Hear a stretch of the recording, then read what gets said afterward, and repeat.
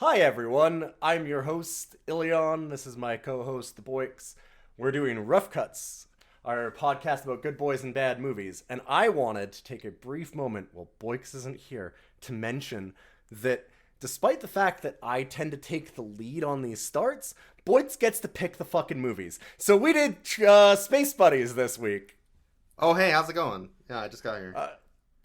Please untie me. Hey, I did not force anyone to watch Space Buddy. Legally speaking, that was not a thing I did. But if I did... Nobody could prove it. Nobody could prove it. Welcome to Rough Cuts. Dogs, they're coming. They're coming your way. They'll be here soon. In the history of space exploration, a daring story is about to be told of 5 extraordinary heroes on a courageous rescue mission. A story where heroes are found in the most unlikely places. T-minus 3 minutes to launch. 5, 4, 3, 2, 1, and blast off.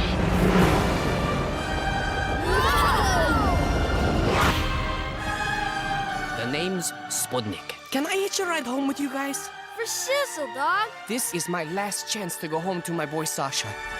Space Buddies, an all-new movie coming soon to Disney DVD and Blu-ray High Def. Don't pull his paw! My whole life ruined by dogs. Look. Look. Why did you were like, okay, it's gotta be Treasure Buddies or Space Buddies? Why did it have to be either? Here's the thing. We need to get through these goddamn Buddies movies, right? We're almost done. There's like... We are almost done. 2 Air Bud films, a Santa Paws, and 1 more Buddies. Yeah, there's only like 6 or 7 more films left in this series. We're most all the way through it. How bad could it be? Jesus Christ. You know the worst thing is that I actually think we have watched the majority of them now, but also there's still like 5 movies that we haven't seen at There's least. too many. But like, people keep asking me whenever I mention the podcast, oh, have you watched all the Air Bud movies? And I'm like, no, I Nope. haven't. No, How many not all of episodes them. are you? Almost 150. Why haven't you watched all the Air Bud movies? Because it'd be half of our goddamn episodes. That's why. Because if we watch all the Air Bud movies, I don't know if I could look at myself in the mirror and like what I see. I don't think I could. And yet here we are. I feel like I lose a little piece of myself every time. The only reason we chose Space Buddies over Treasure Buddies is because it was 8 minutes shorter. It would be. It's a good reason. It would be over quicker. It was a fantastic reason. All right, here I have the back of the box. Let me read that. Let's get an idea of what we're in for. All right. Yeah. Disney's irresistible talking puppies, already alive. Are back in an all-new movie that takes them where nobody has gone before. That's right. Mm-hmm. An awards ceremony. Oh, the moon. God damn it. With the help of some stellar new friends. This outer-world adventure is one small step for dog, one giant leap for dog kind. So moving at warp speed, dodging asteroids and more, the buddies and their 2 new friends, Sputnik and Gravity, must summon their courage and ingenuity, another lie, to launch plans for a moon landing and a rocketing trip back home. Will they have the right stuff? Overflowing with intergalactic action and heart. Space Buddies is an amazing tale of teamwork and loyalty that celebrates the journey of life and the friendships made along the way. Oh my god. That celebrates loyalty. Loyalty. Loyalty. Uh-huh. You know, like when they murdered that Russian cosmonaut, Also, I do want to say one thing about this movie as like a thing, because we've talked about the buddies before a fair bit, and I just want to say it was really nice in this one that I felt like this buddies movies was a lot more, this one was a lot more diverse. Normally, the racism is just between Buddha and B-Dog, but this one is also racist to Mexican people, it's also racist to Russians, it's racist against ferrets for some reason, and somehow even the English. So I mean, like, really, everyone, they're trying to get everybody in there, everybody involved. Yeah, that's why it's called buddies. I get it. Yeah, because the racism. They're racist. They're called buddies because of the racism. Yo, dog, I was born ready. So this is the third buddies movie, and the 8th movie in the Air Bud cinematic universe. Oh, Jesus fucking Christ.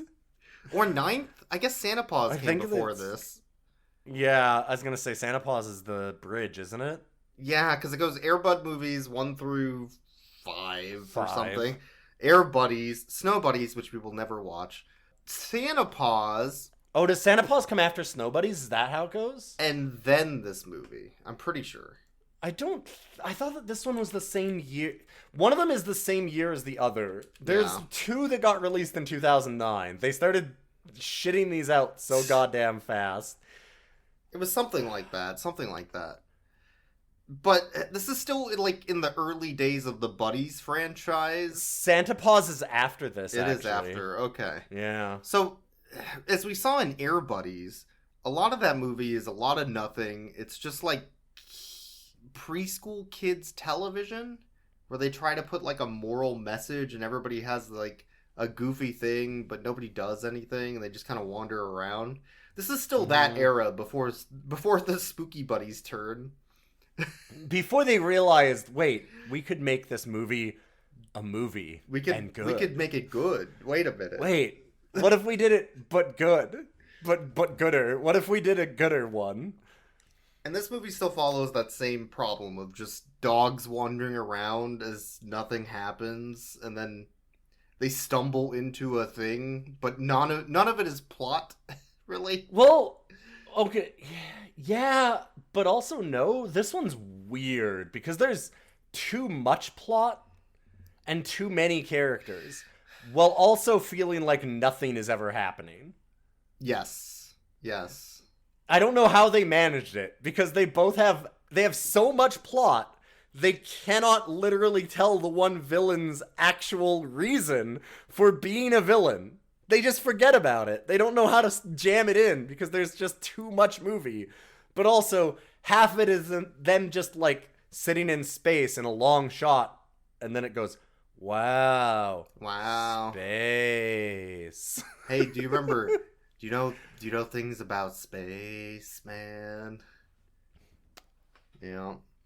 Because there are multiple converging plot lines that they spend, like, 30 minutes between them, where what I mean is, like, there'll be like a 30-minute break. Like, they had the kids, and the kids find out their dogs are missing, and that's when the dogs are going to space. And as the kids are finding that their dogs are missing, it just kind of cuts away from them. They're all like, oh my god, is your dog missing too? Yeah, mine's missing too. Wow, all of our dogs are missing. And then we forget about it for 40 minutes. And then all of a sudden, there's this scene of all the kids going, I think those are our dogs in space. And you go, oh, right, there's fucking kids in this that have these dogs. Wait, that was part of this. Because, like, it'll just randomly have that come up. And at the same time, like, they have a whole villain arc in space with an evil Russian cosmonaut, but he's not actually evil, but maybe he is. And then there's evil scientist man, who has literally no motivation other than he's evil. Well, okay, so the cosmonaut's evil because he's Russian. And as we all know, the Americans and Russian space, like, astronauts and cosmonauts have a terrible relationship. And there's no such thing as the International Space Station. No, God, no. Yeah, no, we would never share secrets or help with space exploration to any dirty Russians. Well, as you can see from Russia, it's filled with peasants and thatched cottages and tanks. And tanks, yeah. Yeah, that's the Russia I know. We get like 4 shots of Russia, and it is 3 shots of a child in a like thatched peasant cottage from the 1600s who's desperately begging for his dog to come home from the 60s expedition that it took to space. And then the other shot is Yuri landing, the bad cosmonaut landing in Russia, and like tanks coming up to him because evil Russia. Well, what do Russians do? They, farm and make tanks. They farm, make tanks, and they do like Russian Cossack dances. Yeah. Yes, they do the Just like Zangief. Just like Zangief. Yeah, exactly. Let's get jiggle with it. You know what? I'll let him have that one.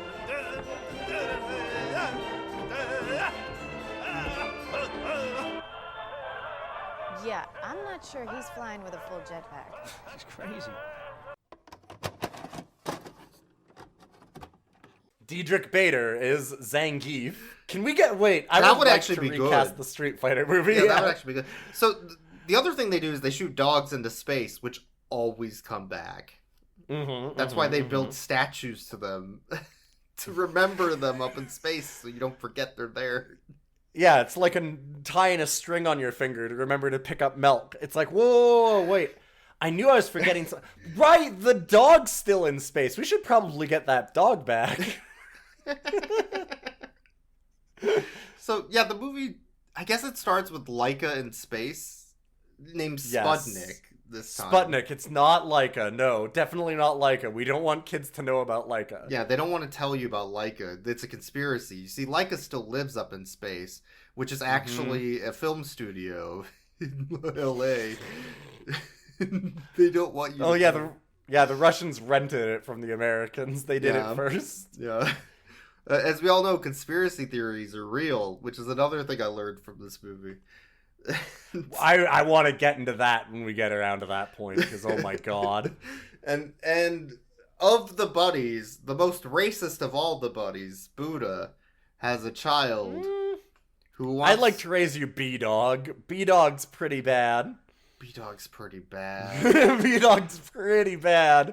For shizzle, B-Dog's pretty bad. I'm surprised B-Dog never got better as the series. It seems like he just was always that bad. And yeah, man, For shizzle, dog.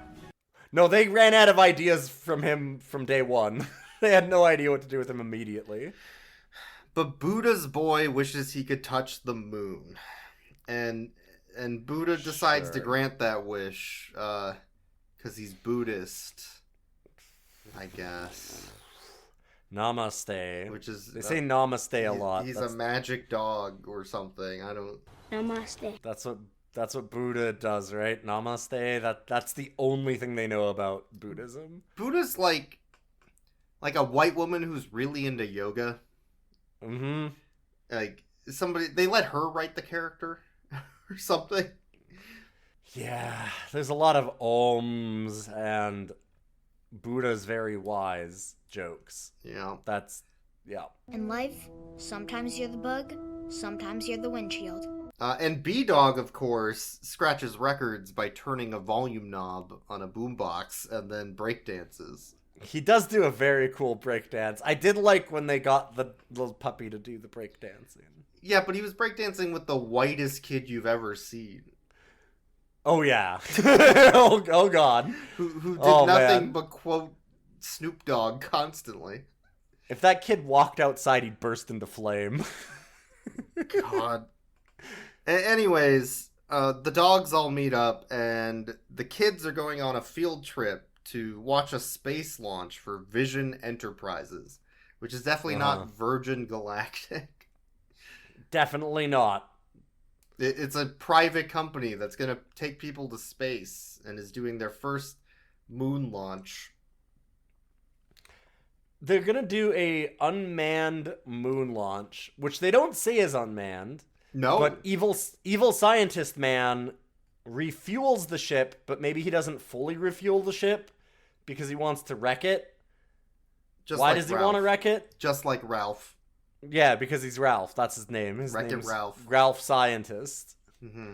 Ralph Finkel. Yeah. God. Oh, right, yeah, he's Dr. Finkel. But there's no motivation ever stated for this. He just starts sabotaging the mission, and he's got a assistant that he's belittling because they're making it seem like he's kind of like this big shot. But then they give no reason as to why he's a big shot, or if he has like a competing project or a different company. It seems like they're all employed at the same place, so I don't... The more I think about it, the more I think he's just Dr. Robotnik from that newer Sonic movie. With the assistant and the coffee jokes always. Like, he's like a bad version of Robotnik. Yeah. With even less motivation. Jim Carrey watched through all of the Air Buddies movies for inspiration before he played in Sonic. Yeah, but okay, so he's hacking the terminal. Hacking. The terminal. Hacking. And he's hacking it by using a USB thumbstick that he plugs in, which is not a keylogger. It just gives him access to the terminal, even though he probably has a password anyways, because he works there and he's part of the team. You'd think. But he has to hack it, I guess. Well, otherwise people would know that it was him that did it. If he uses his USB stick of magic, then it doesn't work that way. I guess. But so the teacher pulls up in the school bus with all the kids, gets out, tells the kids they're there, and then they all stampede her to death. Mm-hmm. And we never see her again. This is accurate, yeah. That's the first. That's the first kill in this movie. There's gonna be more. Don't worry. This has a body count. What the fuck? Why? Why did this happen? Because kids are shitty and they know it. So as the kids are exploring the, I don't know, mission control, I guess. And Finkel was calling them horrible, germ-ridden, terrible monsters the whole time. Which is not what was on his sheet. That wasn't in the script. That's just the actor. They shot that. That was a hot mic. That was a hot mic is what that was, yeah. It makes as much sense. He's not actually cast as a villain. He just keeps accidentally having hot mic incidents, and that's why they don't have any background on him. Yeah. And one of the kids walks onto a circle on the floor, which biometric scans him. Uh-huh. Without his permission. Which I'm pretty sure is illegal. Correct. Yeah, and gives him a custom-fitted spacesuit. Cool. So then he steals it, and the scientist man is like, alright, we're just going straight to thieving, huh, kids? Fine, fuck it, whatever. Steal from the company, I don't give a shit. I hate it here. And then all the dogs jump on the circle and also get scanned, and then stow away on the spaceship. Which... Yeah. So... This part I love, because the spaceship's empty. For some reason it's empty. Yeah, it doesn't make any sense. They're like, we're gonna do a flight to the moon and back, but our ship's gonna be empty.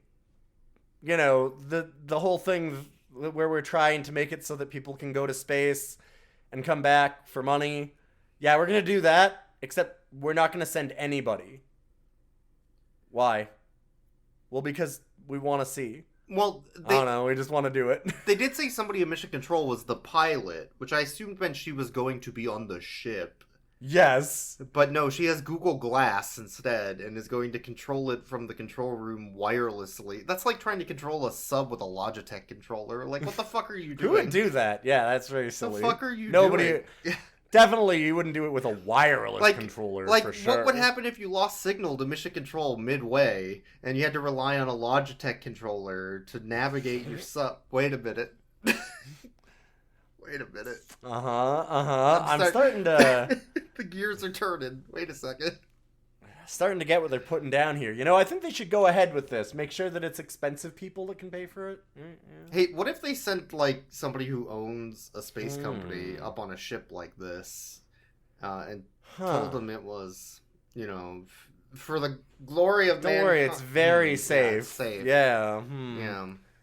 Billionaires. I'm starting to think this, these space buddies might have a really good idea.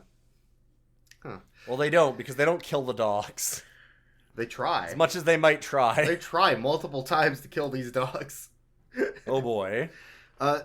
Anyway, yeah, they get on the empty ship. I don't know what the fuck they were thinking with an empty ship. And they launch it. There's a lot of things that are in this because it's convenient to have the dogs go to space. The dogs wander on, passing multiple groups of people that are getting the ship ready. And nobody says anything. No. Nobody and notices. There's things like there are exactly 6 seats in the spaceship. And there's 5 dogs, and then they get a 6th dog. They will need a 6th dog. Cosmonaut dog. Yeah. You never know. But, there's so many plot contrivance. These things just happen because it works. This is the thing that we need, so it's fine. Don't worry about it. Why is the spaceship empty? Well, we needed the dogs to get on it. Why does it have 6 seats? Well, we needed there to be 6 seats for 6 dogs. So they did do a setup and payoff, though, for later. Because when they got in the spacesuits, Butterball farts in his suit and inflates it. And I had to make a very important point that anybody listening to this podcast does not Google Airbud fart inflation. You will not find what you think you're looking for. Yeah, no, if you want to do a good search on that, you definitely need to use a Bing. That's a Bing, not a Google. You'll just get screenshots from this movie, and that's not helpful. So No. If you do it with Bing, though, then you'll get some good shit. This is one of multiple fart inflation scenes in this movie. Man, this has to be the fetish insert, right? It has to be. So then they go out to space, and they realize, while they're there, that the guys sabotaged it, and they don't have enough fuel.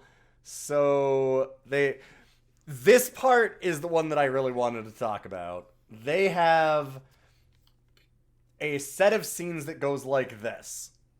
They go, oh my god, there's a main scientist man who has a ferret, by the way, who's not the bad scientist man, he's the good scientist man. And they go, oh, good scientist man, we have a major problem, there's not enough fuel. And he goes, oh my god, alright, we need all of you to work round the clock to find a solution. End scene. Next scene starts. Sir, it took us a very long time, but we've found a solution. No tension. Just we're done. This is literally the next scene. We found I looked everywhere, which meant that I looked everywhere, including conspiracy websites, and I found that there is still a Russian space station that's orbiting the Earth that just went invisible. Oh, okay. And we've contacted it. Here's the man. Oh, okay. Immediately Russian cosmonaut on screen. And, can you help us refueling? Yes, certainly. I'll do it right now. And then they're refueling. Okay, we think that we can refuel at the old Russian research space station. Oh my god. Yeah, I gotta bring Leica years ago.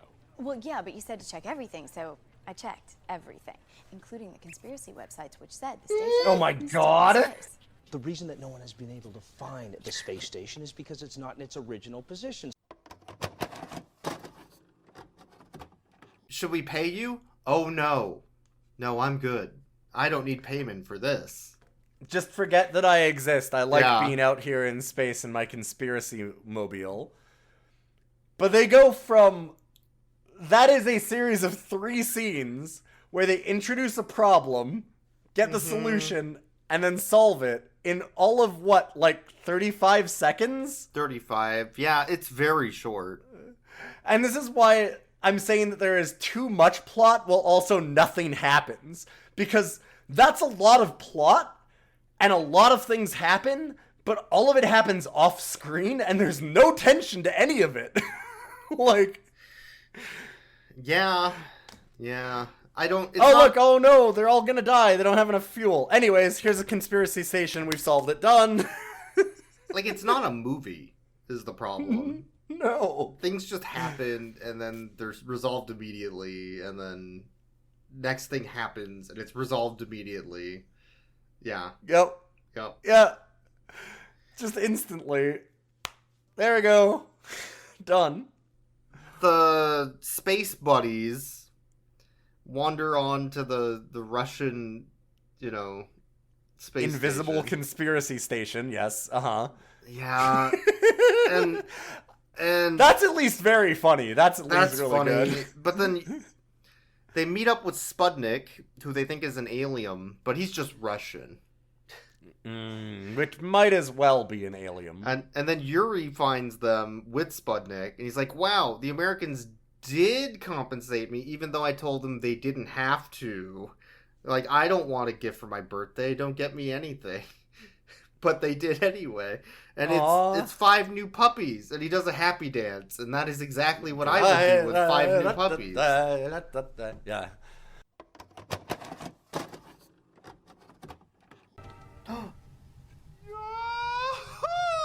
I would also do that. Yeah, if I saw 6 dogs, 6 puppies, this is correct. Okay, yeah, this is finally a believable character. Have given us a surprise gift. 5 fluffy puppies to keep us company here in space. Oh, yep, correct. So he does the logical thing and locks them in a room as prisoners. Yeah, that's what you do with dogs. Just freaking... Why? Why does he do this? Well, because he's seen into the future, and he knows the buddies are gonna blow his fucking space station up, trying to incinerate him in the dark void of space. They do, actually. That's what's fucked up. They do. the fucked up thing is that is accurate, yes. So we were joking. We're like, oh, they're just gonna blow up the fucking station and kill him. No, that's what they do. And then they do. And then they just do it. What the fuck? Why? they don't just, like, damage the station and leave him stranded. They blow up the whole fucking thing. Yeah, no, they destroy it. They literally light it on fire and explode the whole station. What? Why? They light the fuel pump on fire and then pull out while it's still refueling their ship so that it blows up the whole station. Enact emergency evacuation measures.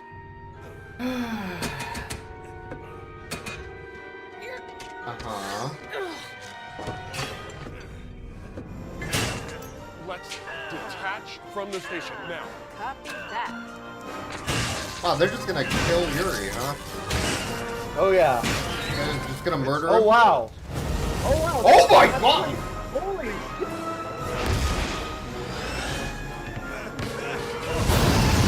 Okay, I thought that was a joke, but no, they're just gonna murder this man.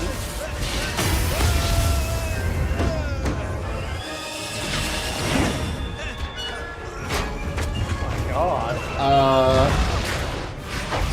Oh my god! It's coming apart. And he has to, like, run and jump through a bunch of blast doors to get to a safety pod. Yep.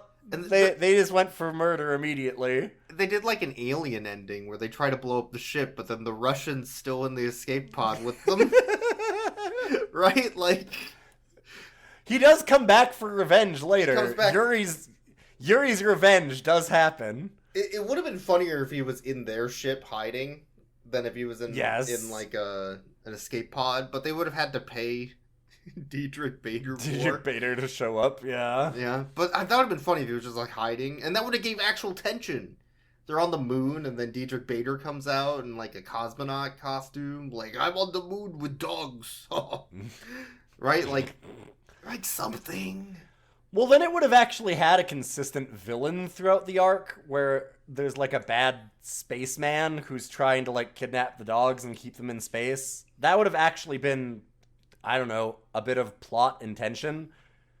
Yeah. Rather than random obstacles. I got the feeling he was holding Sputnik there against his will, because Sputnik wanted to leave, but Yuri wouldn't. Yeah. So yeah, Yuri was like, "We're gonna go to space forever. We live forever in space."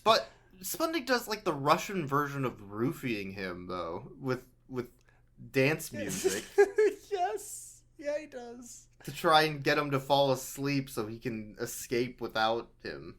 Yeah, right? before they blow him up, he basically drugs him with Russian dancing music. Yes. Yeah, with Cossack dances. Yep. Yeah, great. He tires him out, and he goes, "Oh, I get very sleepy after dance." And then he puts on like tiny little tiny dancer. Yeah. It was and rocks him to sleep. It was a music box of Tiny Dancer. What even?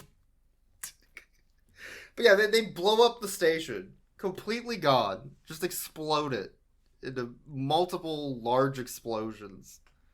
Yeah, they fuck up that space station real good. And they're on their way to the moon. No more Yuri. Don't worry about it. He's gone. And at the same time, the Americans in the command center still don't know there are dogs on board. No, they have no idea. They just think there was a crazy Russian cosmonaut who blew up his own station for no reason as their empty spaceship left. And kept on screaming about how there's dogs everywhere. Yeah, weird.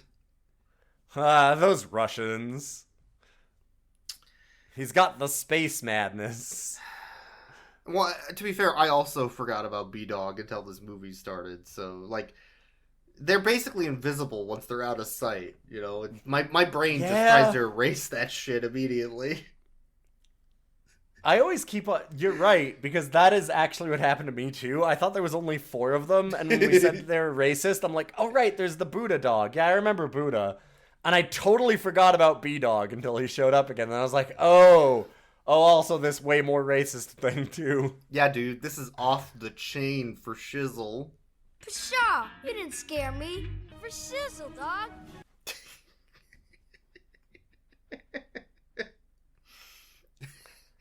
And then they go to the moon. Which is a giant leap backwards for dog kind. Yeah. Well, they go to the moon, but they have problems landing, right? So they go into a death spiral. Oh, right. But they don't die. That's the worst part. Well, you also say this as if it matters.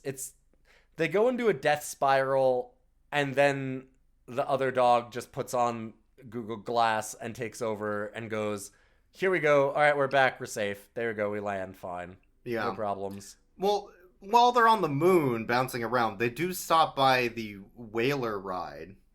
We're whalers on the moon. We carry a harpoon. For there are no whales, so we tell tall tales and sing our whaling tune. And it's great, and they just keep doing it. They go back on the ride over and over again. Yeah. We're whalers on the moon. We carry a harpoon. For there ain't no whales, so we tell tall tales and sing our whaling tune. It's a lot of fun on the moon.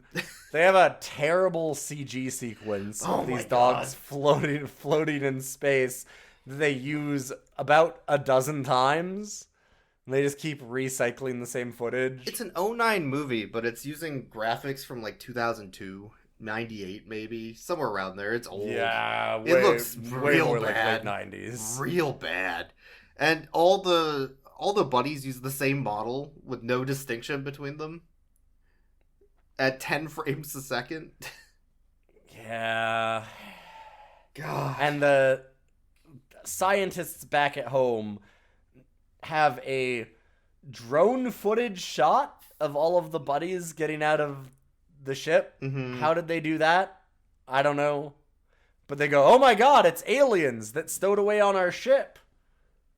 Everyone in this movie's a fucking moron. It's aliens. By the way. Well, one person does speak up. Aliens wearing Vision Enterprises astronaut suits? I don't think so. Yeah, it takes them a good minute and a half to figure that out, though. They're very stupid. Yes.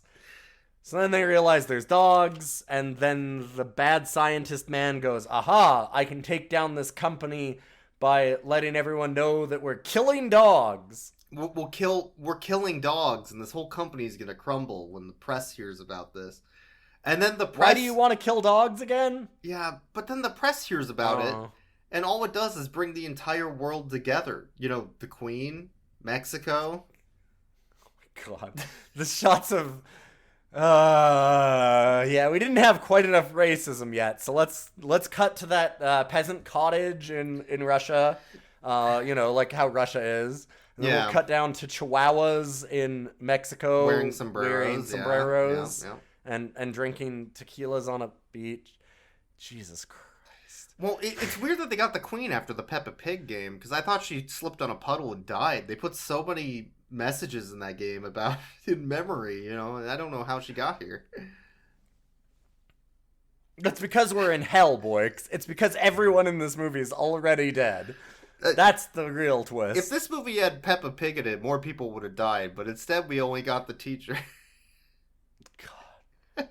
But yeah, they do all of the different countries getting together with, you know, racism for all the different areas of the world. This movie really brought everybody together in their racist hatred of everyone else. Yeah, it's about friendship. Scientist Man is going to take down this company by killing these dogs. Why does he want to take down the company? Well, he wants to kill the dogs, so okay, anyway. Let's make sure we kill But he wanted to kill the dogs before he knew the dogs were on the ship. That's what... I mean... I wanted to kill these dogs.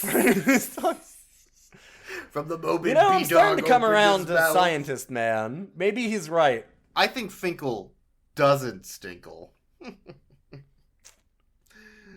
Wait, did we write that in the script? Is that going in? That one's pretty good. We should write that in.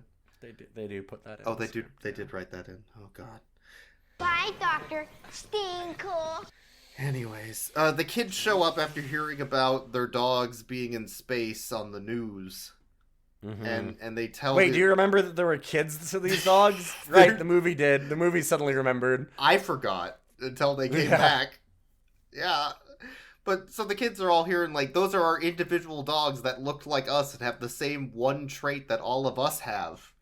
Like, being filthy and liking sports and being racist. And... a girl. That's the one trait that character has. Yeah. You have all of the different, you know, areas. You have sports, racism, other racism, and girl. And girl. The 5 elements. And also dirty. Great. So all the kids show up and they're like, we're here to yell at the CEO of your space company because they're going to murder our dogs in space. Get the hell out of here, kids, but we'll tell the press then. I mean, technically the press already knows, but okay, I don't want you talking to the press, so get in here and we'll kill you in a small room where no one can see. We already killed that astronaut to hide that conspiracy. What's another 5 kids? We're already blowing up space stations. Like, we're already kind of up into our necks as much as we can be. There's no line we can't cross. I guess. So after the kids show up, and they get the unexpected reaction of, oh, yeah, we're here to kill your dogs. Don't worry. Here, I'll show you where all the controls are. Let's watch. Yeah. The kids are like, hell yeah, fine. Oh man, I think these dogs will probably not make it back to Earth. What should we do with the kids that own these dogs? We should show them as their dogs get snuffed out one at a time. But the kids love that idea. That's the thing. Oh yeah, they're super into it. They're really into that idea. Let's watch the snuff film of all your dogs not making it back to Earth. And then Finkel's like, well, we can't just let the dogs suffocate and, you know, die of dehydration and a lack of nutrition. I'm gonna change the course of this meteor shower so we can watch the impact and it'll be way cooler. The explosion will be fantastic. Hey kids, you ever seen fireworks? You ever play... like it times 10. You ever play Star Fox? See this. Great. I still don't understand what he's fucking doing. Why does he care? I don't get it. But I'm on his side. I'm on his side. Yeah, he wants to kill those dogs. I don't know why, but I agree. So in the meteor shower, they miss all the meteors because it has a automatic avoid meteors system. Again, they keep raising up all of these plot points, but yet nothing happens from any of them. Oh, look, we're going to get hit by meteors. How will we solve it? Oh, don't worry, we've got an evasive thing. Yeah, and then 10 seconds later, it just evades automatically and they're fine. Except for the one really big one, which is coming right for them, aiming directly for the ship, and it's larger than the ship, and as it runs in... Oh, it grazed them. It did nothing... It was nothing. Very gently taps them and hits out their data communication thing, but not their audio communication thing. That's not data. That's not data. The ferret gravity can tell them that their data communication's down and they need to spacewalk and fix it. So then they do that. I'm noticing some inconsistencies with gravity. The ferret, I need to point out. The ferret, not Newtonian physics. Not the special effects in this film, which also has inconsistencies. Throughout half of the film, Gravity doesn't talk. Gravity is just a ferret that lives in this man's, shirt sleeve and pocket. Yeah. Pocket. But it climbs in through the shirt sleeve and ends up in the pocket. So there's a hole in the shirt that the ferret climbs into, I guess. Yeah, I'm guessing he made a special ferret tunnel to the pocket. Ferret tunnel. But what I'm getting at is Gravity doesn't talk for 3/4 of the film, and then just suddenly Gravity can talk. Well, when the plot needs it. Only able to talk to the other dogs, and it hasn't talked to any other animals before this. So also, I would raise you one other very important plot point about this that means why they can't have Gravity talk a whole lot. Animation budget, or? Amy Sedaris is really expensive. That would make sense. Yeah, see. Yeah, that makes sense. But, so the ferret doesn't talk through half of the movie. It just randomly starts talking to them as it accidentally steps on a button. Yep. And then suddenly that's a character now, I guess. Yeah, they needed a new character for the last 15 minutes. They could bring the dogs home. I guess it's because the dogs can't talk to humans until later movies when they can talk to humans. I don't know if they ever do in... Am I thinking of the offshoot of the Air Bud Cinematic Universe, Pupstar? Is that what? I think you might be thinking of Pupstar. So I think in Pupstar they talk. But I don't think they talk in the Buddies. In the Buddies universe, they don't have biscuits that genetically modify certain animals. Correct. They do not have the Einstein biscuits. They don't have Einstein biscuits, which are only given out if you're at a high enough class to be given it. Yeah.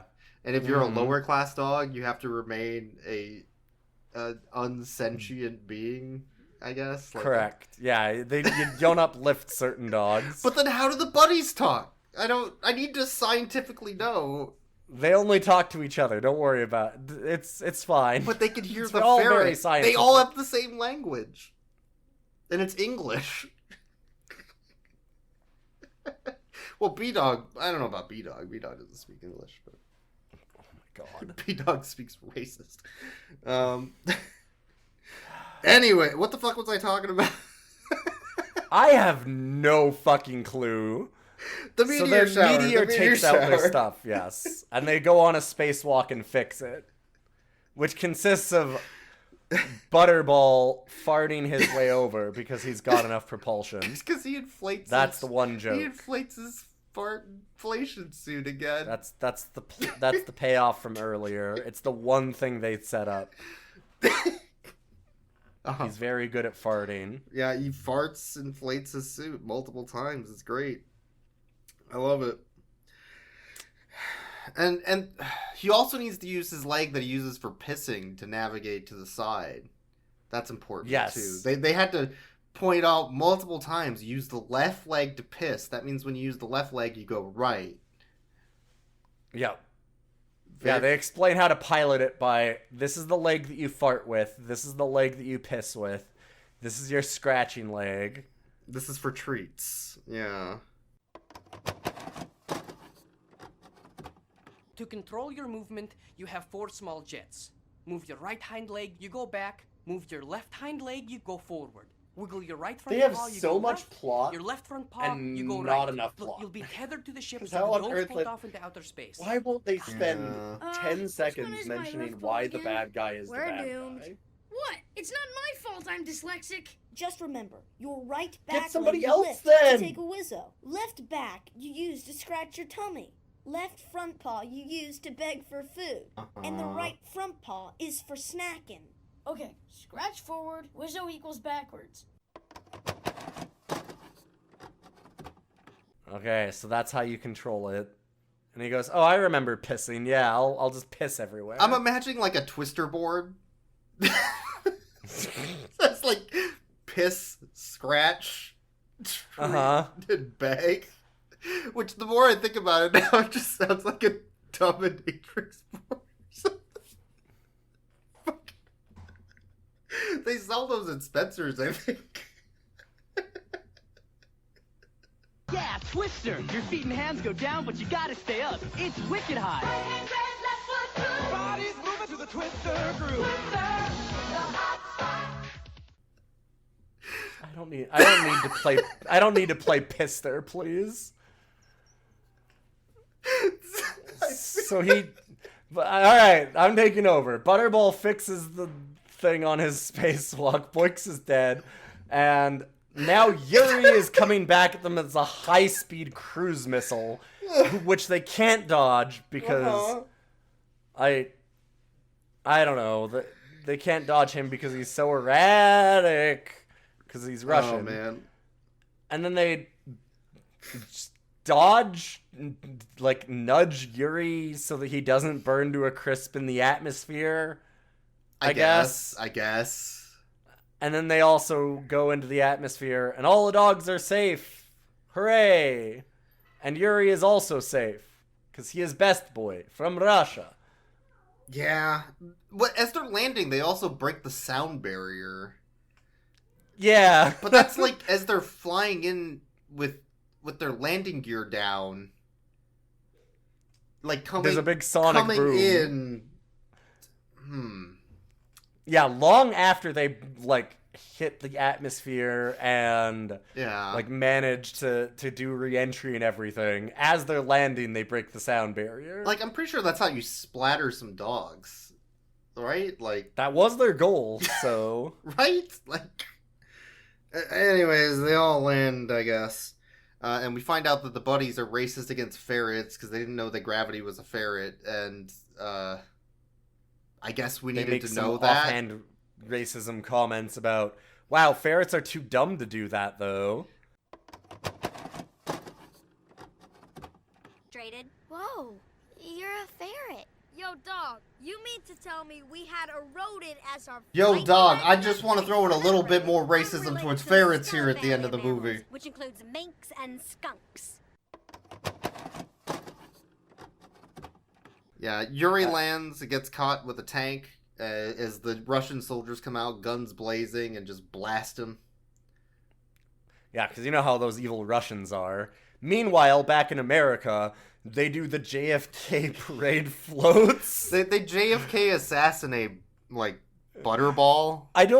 Why are they all in, like, 1960s, like, convertible cars? And everybody...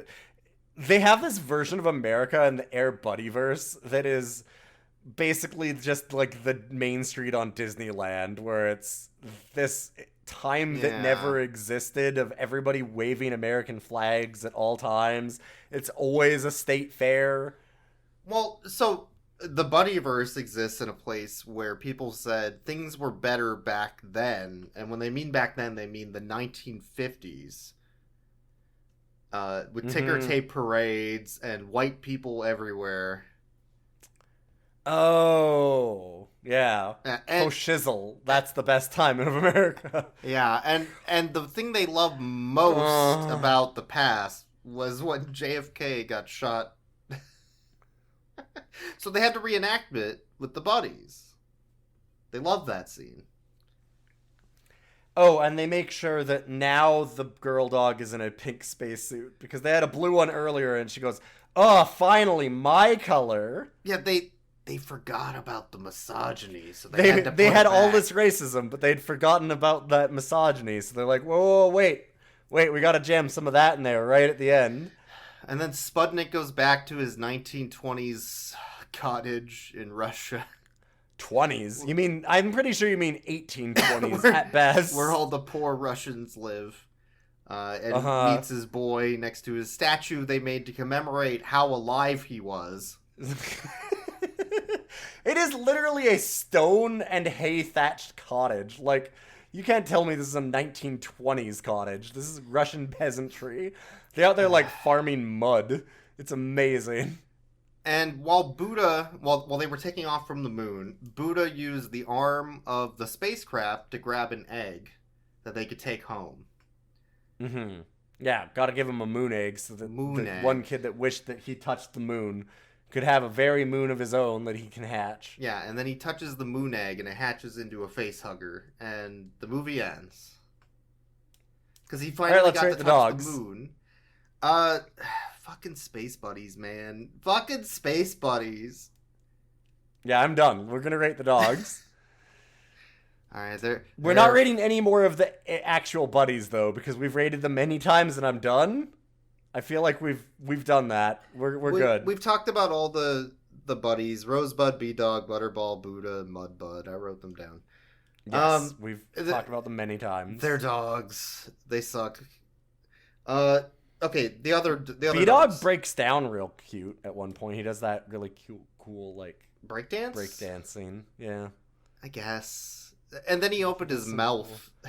And then he opened his mouth, and then you went, ooh.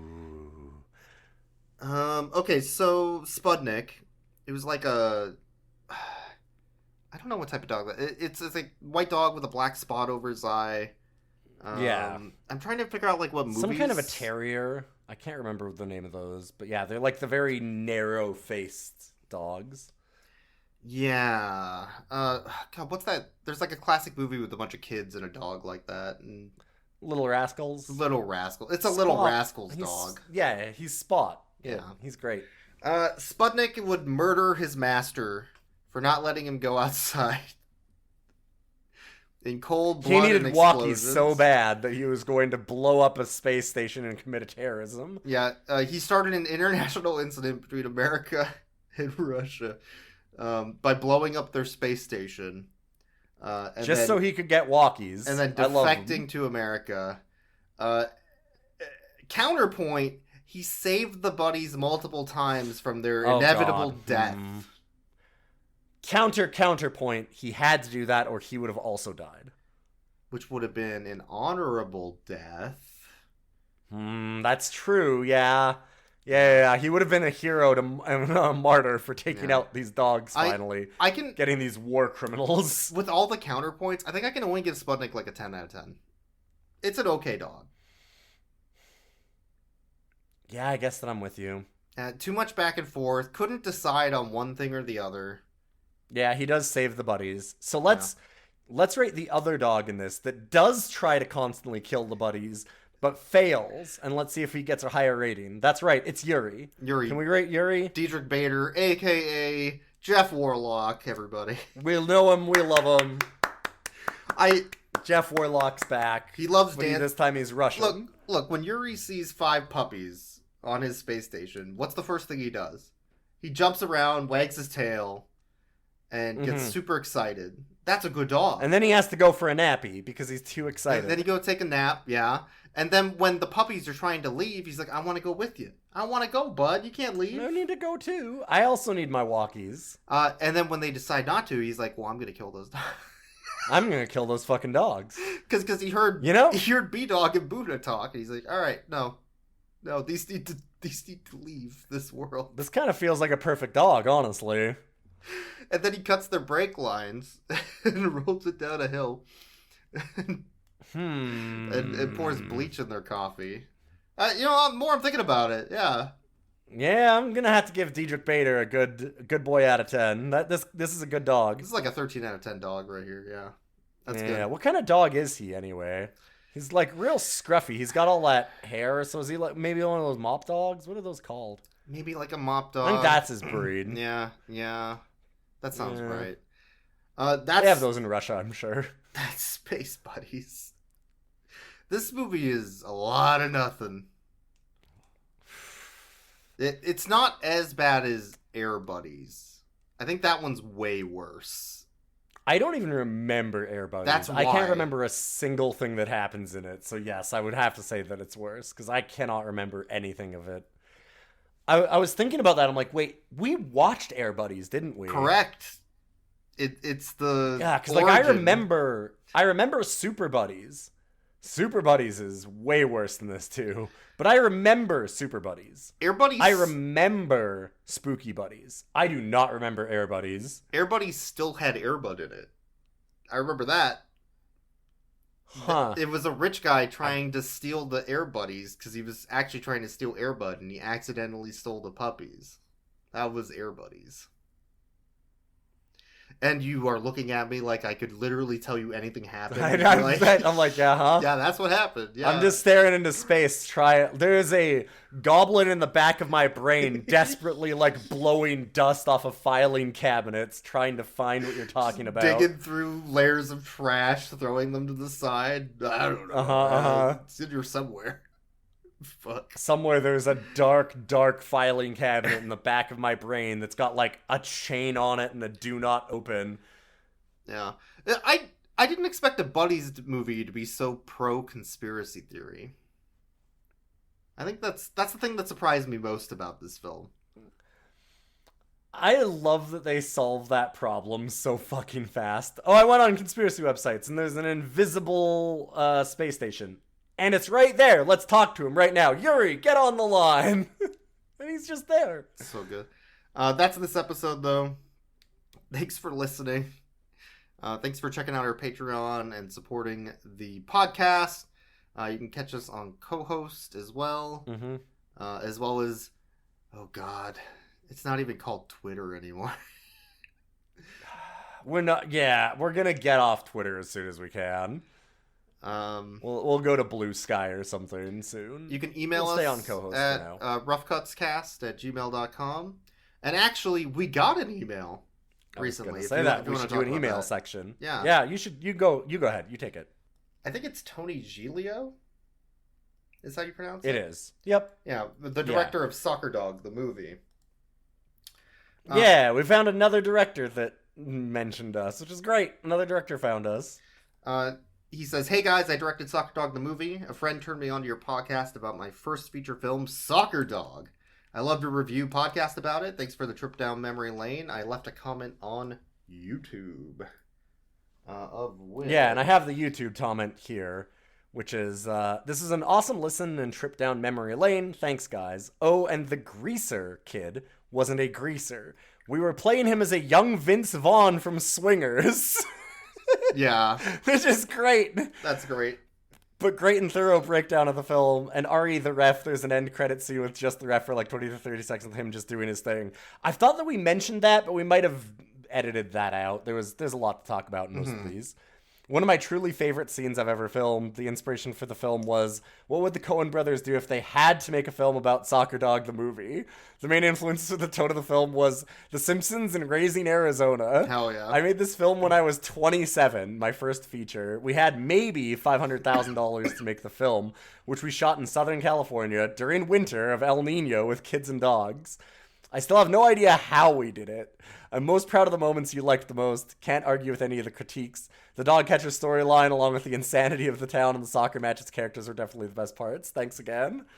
And yeah, that's awesome.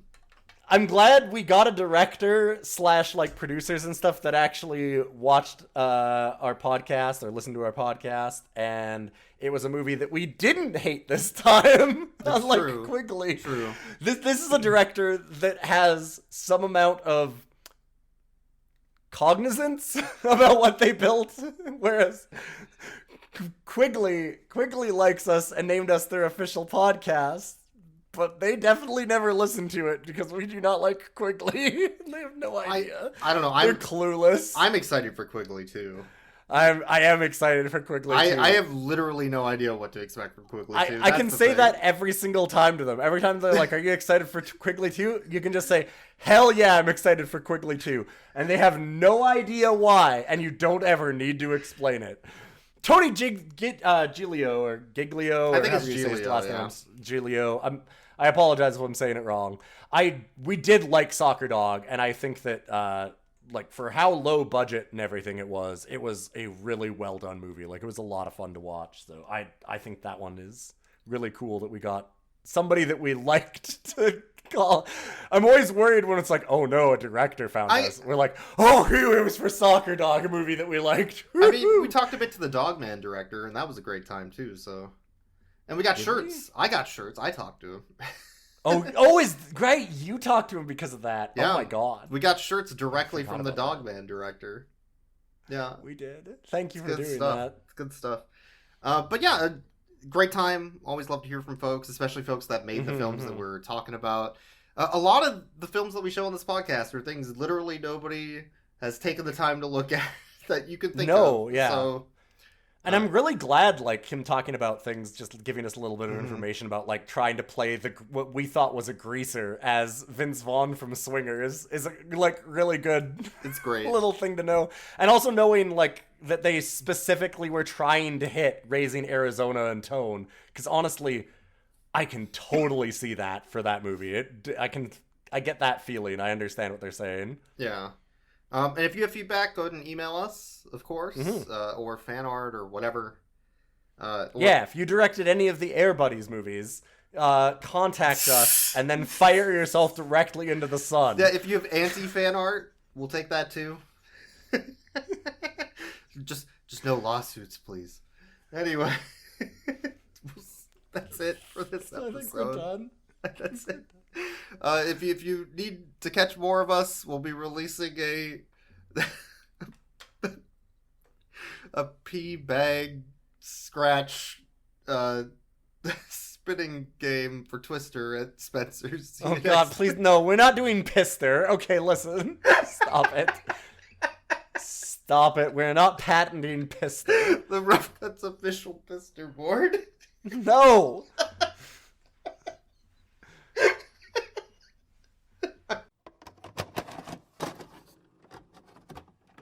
Oh, was that Queen Elizabeth? God save the Queen. I remember her from the Peppa Pig game. Rest in peace.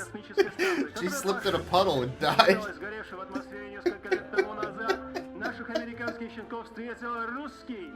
For shizzle, dog.